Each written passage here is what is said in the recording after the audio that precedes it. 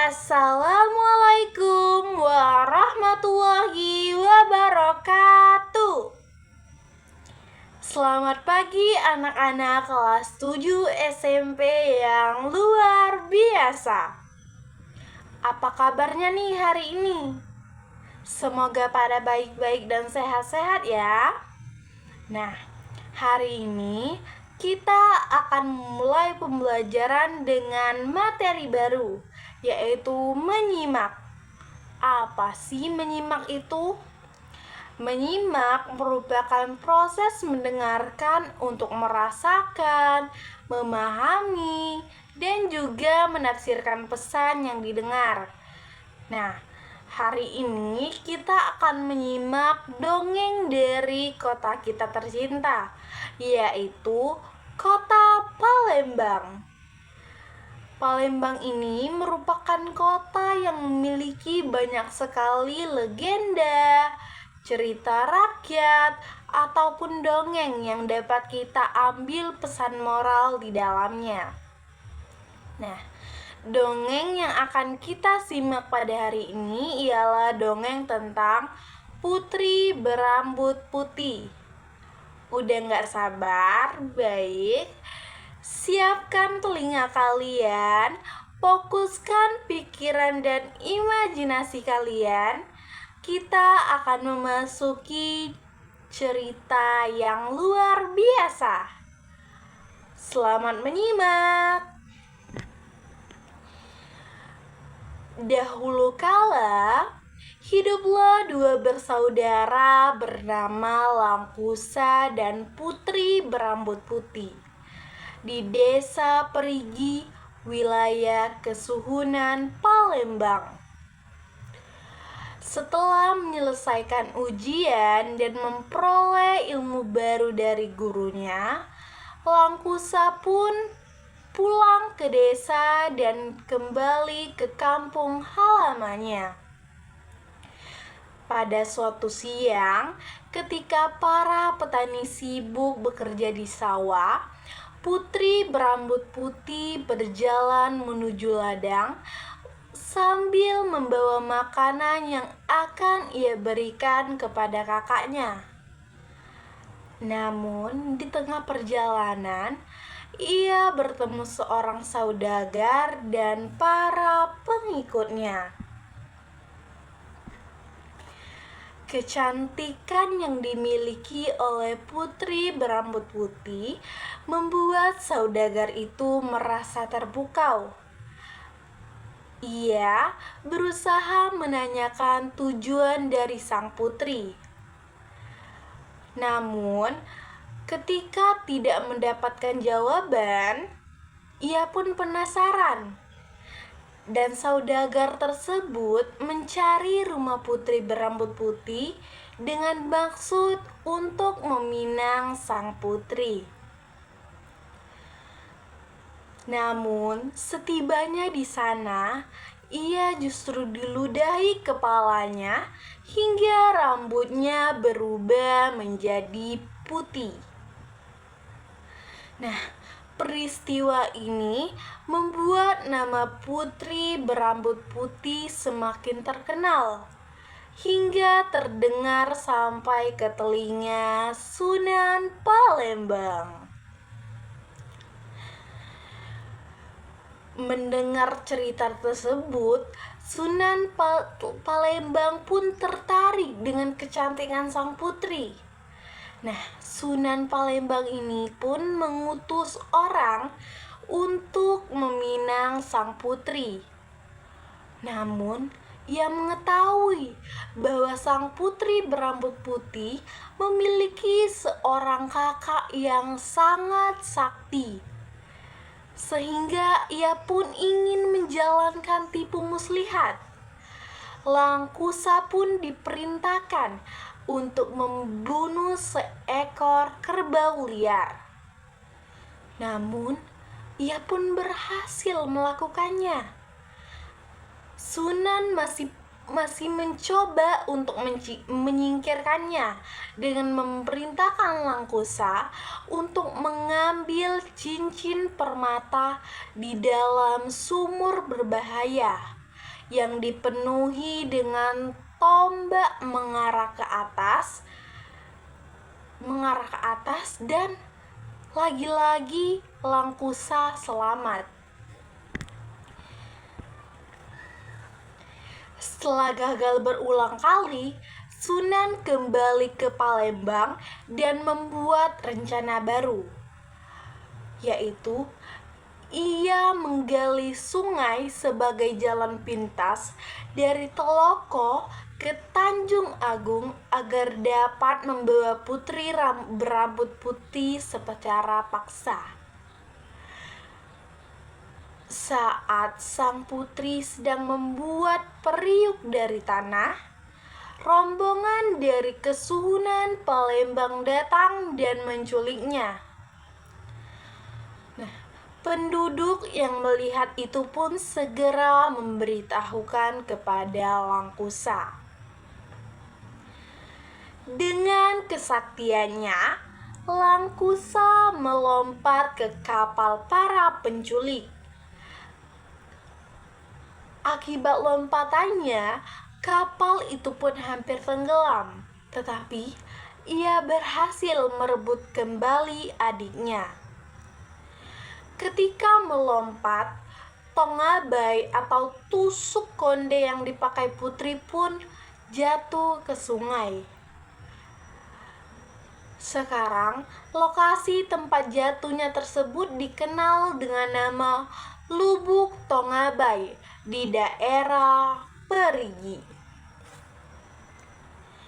Merasa dipermalukan karena rencananya tidak sesuai yang diharapkan, Sunan Palembang pun mengucapkan sumpah bahwa siapapun dari keturunannya yang menikahi orang Kayu Agung tidak akan selamat. Hingga kini, warga masih mengingat sumpah tersebut dan meyakininya sebagai bagian dari sejarah yang pernah terjadi. Demikianlah dongeng tentang Putri Berambut Putih. Dongeng yang mengisahkan tentang dua bersaudara, yaitu Langkusa dan Putri Berambut Putih. Putri yang kecantikannya membuat Sunan Palembang tertarik dan terucaplah sumpah yang sampai saat ini masih teringat oleh warga Palembang dan meyakininya sebagai bagian dari sejarah yang pernah terjadi. Semoga cerita yang disampaikan tidak hanya sebagai hiburan saja, melainkan juga dapat kalian ambil pesan moral di dalamnya. Terima kasih karena telah menyimak dengan baik. Setelah ini, mari kita lihat sejauh mana pemahaman kalian tentang menyimak dengan menjawab beberapa pertanyaan yang telah saya berikan.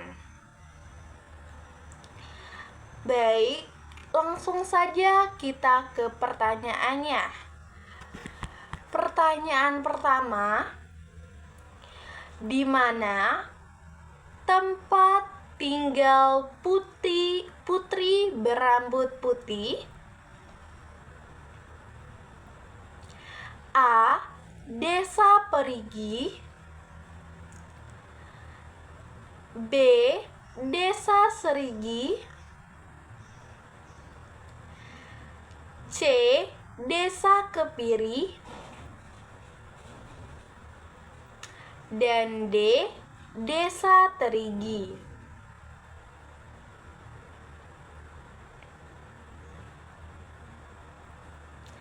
Baik, kita lanjut ke pertanyaan nomor 2, yaitu apa yang membuat saudagar terpukau dengan Putri Berambut Putih? A. Kebaikan dari sang putri. B. Kecantikan dari sang putri. C. Kelembutan dari sang putri.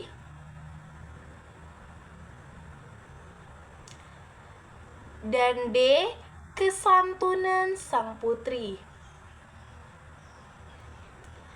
Baik, kita langsung ke pertanyaan nomor 3. Apa peristiwa yang membuat nama sang putri makin terkenal dan terdengar oleh Sunan Palembang? A. Peristiwa ketika sang putri terjatuh di sungai. B. Peristiwa ketika sang putri dan Langkusa terjebak di tebing.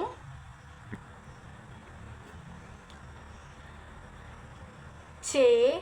Peristiwa ketika sang putri bertemu pangeran. Dan D. Peristiwa ketika saudagar diludahi kepalanya dan rambutnya berubah menjadi putih.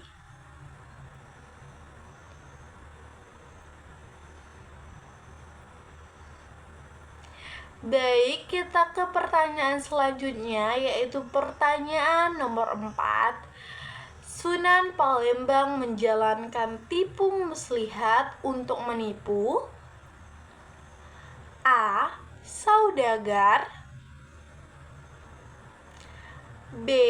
Putri berambut putih. C. Langkusa.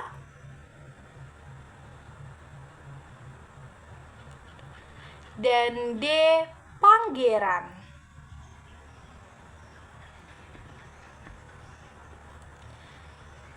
Baik, kita lanjut ke pertanyaan nomor 5. Mengapa Sunan Palembang ingin menculik sang putri? A. Karena ingin meminang sang putri. B. Karena ingin membalas dendam. C. Karena ingin membunuh sang putri. Dan D. Karena ia membenci sang putri.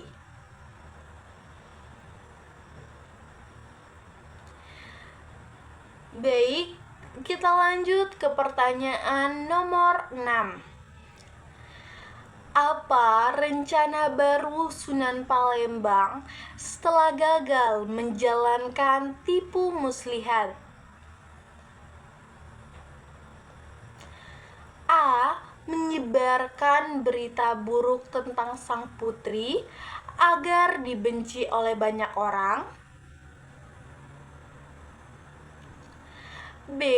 Membuat putri hilang ingatan dan membawanya secara paksa. C.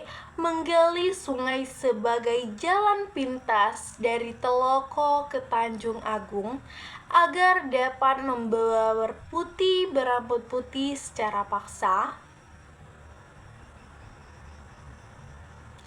Dan terakhir D. Menggali sumur sebagai tempat peristirahatan putri.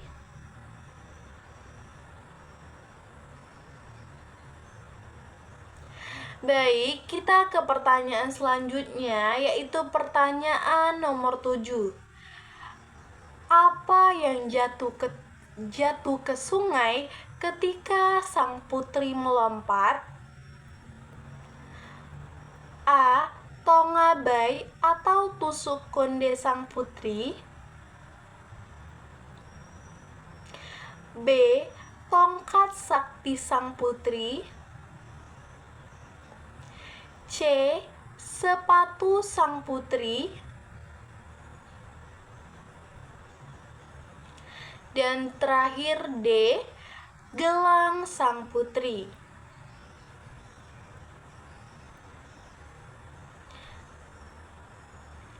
Baik, kita ke pertanyaan selanjutnya, yaitu pertanyaan nomor 8. Lokasi tempat putri melompat dan menjatuhkan barangnya sekarang dikenal dengan nama A. Lubuk Tongkat di Desa Terigi. B. Lubuk Subatu di Desa Kepiri.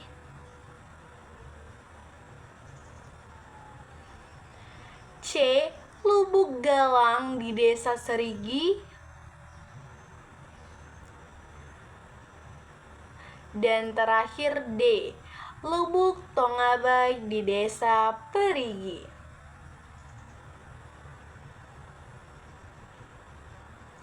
Baik, kita lanjut ke pertanyaan selanjutnya, yaitu pertanyaan nomor 9.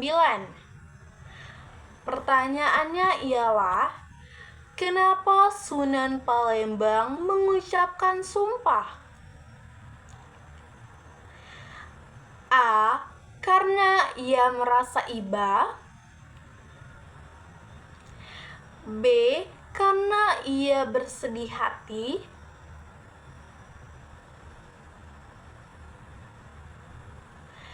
C. Karena merasa dipermalukan.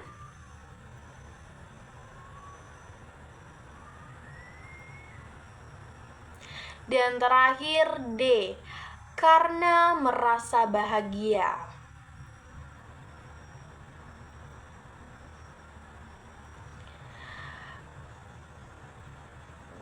Baik, kita lanjut ke pertanyaan nomor 10. Apa yang masih diingat dan diyakini warga Palembang sebagai bagian dari sejarah yang pernah terjadi?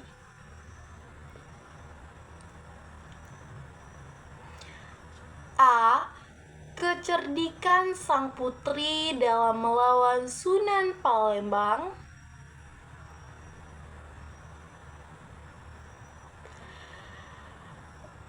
B. Sumpah yang diucapkan oleh Sunan Palembang.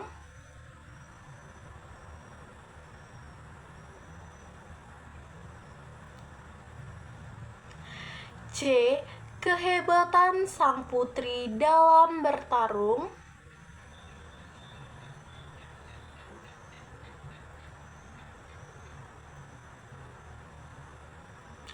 Dan terakhir D. Ketamakan Sunan Palembang.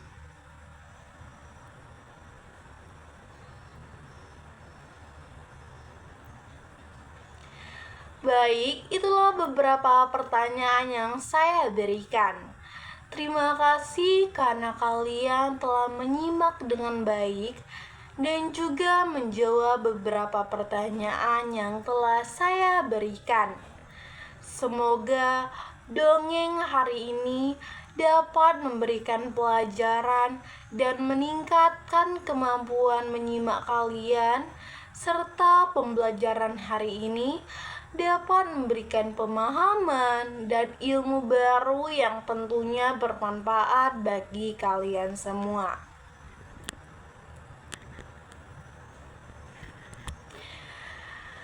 Sampai jumpa pada cerita berikutnya. Tetaplah semangat dalam belajar dan jadilah pelajar yang mampu berpikir kritis, logis, dan juga bijak.